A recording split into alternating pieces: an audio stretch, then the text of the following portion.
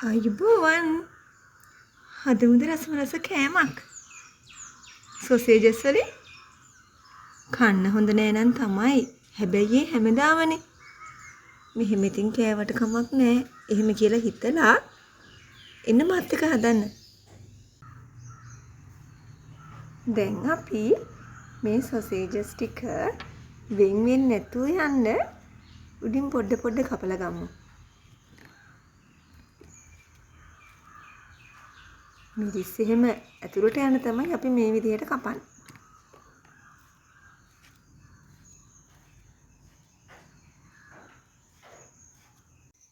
මම්මගේ නන් ස්ටික් හැටිය ලිපේ තියලා ඒකට මම දාගත්තා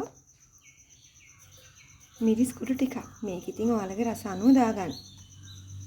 ගම්මිරිස් කුඩු ටිකකුත් දැම්මා. හැමදාම දාන දේ ලුණු රස අනුව ලුණු චුට්ටකුත් දාලා මේක මම කලවම් කරගන්නවා.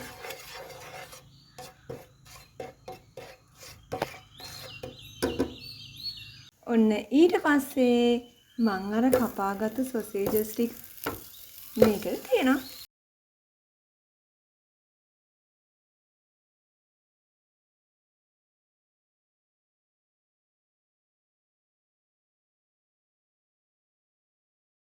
ඒ විනාඩි 2ක් විනාඩි 3ක් විතර තිබ්බහම ඇති.